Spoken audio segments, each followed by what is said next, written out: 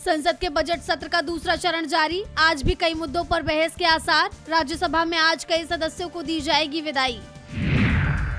हिमाचल प्रदेश की विधानसभा के बजट सत्र के दूसरे चरण का आगाज। अधिकारियों कर्मचारियों के सेवा विस्तार मामले में हंगामे के आसार। सेब की खेती के विस्तारीकरण पर होगी चर्चा। पश्चिम बंगाल में हुए प्रशासनिक फेरबदल पर अखिलेश यादव का बयान। बोले, यूपी चुनाव में न डीजीपी हटेंगे, न चीफ सेक्रेटरी, न डीएम, सब मिलकर बीजेपी को हराएंगे। नई दिल्ली में बुलाई गई राष्ट्रीय आदिवासी कांग्रेस की बैठक। कांग्रेस के राष्ट्रीय अध्यक्ष मल्लिकार्जुन खड़गे और लोकसभा में नेता विपक्ष राहुल गांधी होंगे शामिल। कई अहम मुद्दों पर होगी चर्चा। आईपैक मामले में आज फिर सुनवाई करेगा सुप्रीम कोर्ट। ईडी ने ममता सरकार पर तलाशी में बाधा डालने का लगाया है आरोप। आईपैक दफ्तर ने छापेमारी का सीएम ममता ने किया था विरोध।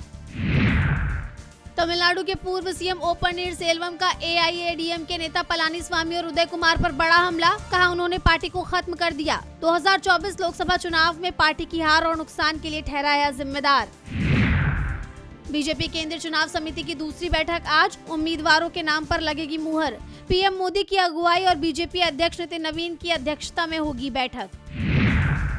मराठा समाज फिर मुंबई मार्च के लिए तैयार। कार्यकर्ता मनोज जरांगे का सरकार को चेतावनी भरा संदेश। वादे तोड़ने पर भुगतने होंगे गंभीर नतीजे। सीमाओं की सुरक्षा के लिए बढ़ाए ड्रोन। खरीद प्रणाली भी सुधरे। संसदीय समिति ने की सिफारिश। चुनौतीपूर्ण हालात के लिए सुरक्षा बलों की तैयारी मजबूत करने पर दिया जोर। यूपी के फर्रुखाबाद में सपा के पूर्व एमएलए विजय सिंह के घर धमाका। 6 लोग घायल, कमरे की छत उड़ी।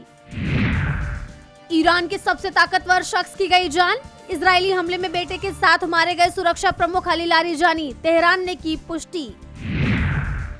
अपनी किस्मत खुद बदलो। लारीजानी की जान जाने के बाद ईरान की जनता से बोले इजरायली पीएम नेतन्याहू। तख्ता पलट के लिए उकसाया। होर्मुज स्ट्रेट के पास अमेरिका का बड़ा हमला। ईरानी मिसाइल केंद्र पर गिराया 5000 पाउंड के बंकर बस्टर बम। कहा, यहां मौजूद ईरान की एंटी क्रूज मिसाइलों से अंतर्राष्ट्रीय शिपिंग को था खतरा। ईरान में यूएस की बमबारी को लेकर ट्रंप प्रशासन में टूट। नेशनल काउंटर टेररिज्म सेंटर के प्रमुख केंट का इस्तीफा। कहा, इजराइल के दबाव में अमेरिका ने शुरू किया युद्ध। ईरान से नहीं था कोई तत्काल खतरा।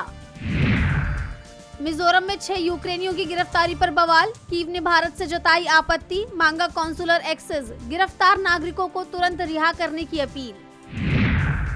फरवरी में जापान को हुआ फायदा। घाटे से निकलकर सरप्लस में वापसी। करीब $36 करोड़ का ट्रेड सरप्लस किया दर्ज। सराफा बाजार में दिखी गिरावट। चांदी की कीमत 2270 रुपए गिरकर 2,51,000 रुपए प्रति किलो पर पहुंची। वहीं सोने का भाव 380 रुपए गिरकर 1,56,000 रुपए प्रति 10 ग्राम पर आया।